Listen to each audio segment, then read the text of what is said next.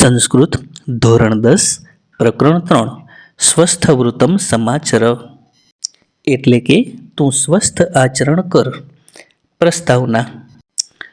મહાકવિ કાલિદાસે કુમાર સંભવમાં 5મા સર્ગમાં એક પ્રસંગમાં કહ્યું છે કે ધર્મ કરવા માટેનું સૌથી પ્રથમ સાધન શરીર છે. આનો આશય એ છે કે માણસની પાસે ધર્મ કરવા માટે ભલે ઘણી બધી વસ્તુઓ ઉપલબ્ધ હોય, પણ જો તેની પાસે સ્વસ્થ શરીર ન હોય તો પેલી બધી વસ્તુ નકામી છે. માણસનું શરીર સ્વસ્થ રહે તે માટે કેટલાક ઉપાયો કરવાના રહે છે. આ ઉપાયોમાં દિનચર્યા પણ એક છે. માણસની દિનચર્યા સારી હોય તો તેનું સ્વાસ્થ્ય પણ સારું રહે છે. આયુર્વેદના પ્રાચીન વિદ્વાનો અને આધુનિક ચિકિત્સા વિજ્ઞાનના ખ્યાતનામ વિદ્વાનો આ બાબતમાં સમાન રીતે સંમત છે. પ્રસ્તુત પાઠમાં માનવીની આદર્શ દિનચર્યા આલેખવામાં આવી છે. આ દિનચર્યામાં માત્ર ખાવા પીવા, ઉઠવા બેસવાની, ચાલવા સૂવાની બાબતોનો જ સમાવેશ થતો નથી, પરંતુ માનવ જીવનના ઉત્તમ નૈતિક આદર્શ મનાતા સજ્જન સંગતિ, ગુરુજનો પ્રત્યેનો સાદર વ્યવહાર, વિદ્યા પ્રાપ્તિ માટે સતત ઉદ્યમશીલતા, સત્યનું પરિપાલન જેવા સદ્ગુણોને પણ દિનચર્યાના અંગ માનવામાં આવ્યા છે. અહીં વપરાયેલા ટૂંકા વાક્યોમાં આવતા ક્રિયાપદોના માધ્યમથી આજ્ઞાર્થ ક્રિયાપદના રૂપોનો તથા તે ક્રિયાપદોથી વ્યક્ત થતા અર્થનો અભ્યાસ પણ અપેક્ષિત છે. શ્લોકની સમજૂતી. શ્લોક 1. બાલ ઉત્તિષ્ઠ શય્યાતઃ સ્વસ્થવૃત્તમ સમાચર સ્મર જગતવિધાતારં તતઃ શુદ્ધમ જલમ પીબ. બાલ, હે બાળક. ઉત્તિષ્ઠ એટલે કે તું ઊભો થા. શય્યાત એટલે પથારીમાંથી.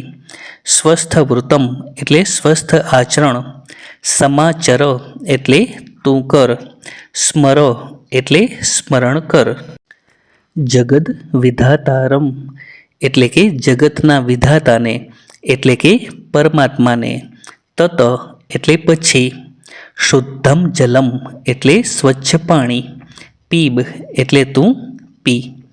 હવે આનો અનુવાદ જુઓ. હે બાળક, તું પથારીમાંથી ઊભો થા, સ્વસ્થ આચરણ કર, અને પછી તું જગતના વિધાતાનું એટલે કે પરમાત્માનું સ્મરણ કર. પછી તું સ્વચ્છ પાણી પી. શ્લોક 2. શતમ પદાની નિષ્ક્રમ્ય શૌચાર્થ ગચ્છ સત્વરમ ફેલિનેન કરૌ કૃત્વા શુદ્ધૌ વ્યાયામ આચર. શબ્દાર્થ. શતમ પદાની એટલે 100 ડગલા. નિષ્ક્રમ્ય એટલે બહાર નીકળીને. શૌચાર્થમ ગચ્છ એટલે તું શૌચ માટે જા. સત્વરમ એટલે જલ્દી. ફેનિલેન એટલે સાબુ વડે. કરૌ એટલે બંને હાથ. કૃત્વા શુદ્ધૌ એટલે કે શુદ્ધૌ કૃત્વા એટલે કે શુદ્ધ કરીને. વ્યાયામ આચર એટલે તું વ્યાયામ કર. હવે આનો અનુવાદ જુઓ. 100 ડગલા બહાર નીકળીને કે ચાલીને તું શૌચ ક્રિયા માટે જલ્દી જા. ત્યારબાદ સાબુ વડે બંને હાથ ચોખ્ખા કર અને ત્યારબાદ તું કસરત કર. હવે શ્લોક નંબર 3. તૈલમ મર્દય કાયે ત્વમ તતઃ સ્નાનમ સમાચર યથાવિધિ જલેનૈવ વસ્ત્રમ સ્વીયં પ્રધાવય. શબ્દાર્થ જુઓ. તૈલમ મર્દય એટલે તું તેલનું માલિશ કરાવ. કાયે એટલે શરીરમાં. ત્વમ એટલે તું. તતઃ એટલે પછી. સ્નાનમ સમાચર એટલે કે સ્નાન કર. યથાવિધિ એટલે વિધિપૂર્વક. જલેન એવ એટલે પાણીથી જ.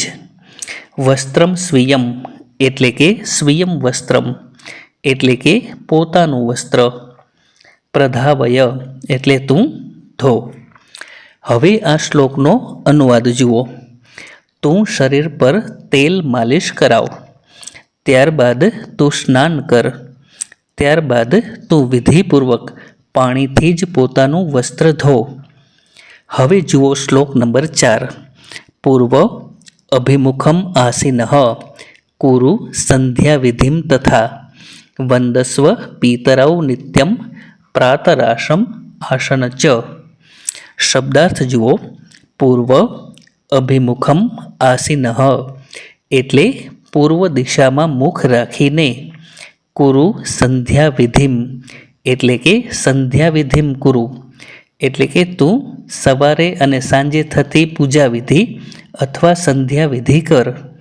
તથા અને વંદસ્વ પિતરૌ એટલે કે પિતરૌ વંદસ્વ એટલે કે માતા પિતાને વંદન કર. નિત્ય એટલે હંમેશા. પ્રાતરાશમ એટલે સવારનો નાસ્તો. અશાન ચ અથવા તો ચ અશાન એટલે કે અને તું ખા. હવે આનો અનુવાદ જુઓ. તેમજ પૂર્વ દિશામાં મુખ રાખીને તું સંધ્યા વિધિ કર, હંમેશા માતા પિતાને વંદન કર અને ત્યારબાદ સવારનો નાસ્તો તું ખા. તો આ વિડીયોમાં આપણે પ્રસ્તાવના અને શ્લોક 1 થી 4 જોયા. નેક્સ્ટ વિડીયોમાં આપણે શ્લોક 5 થી 8 અને સ્વાધ્યાય સોલ્યુશન જોઈશું. આભાર.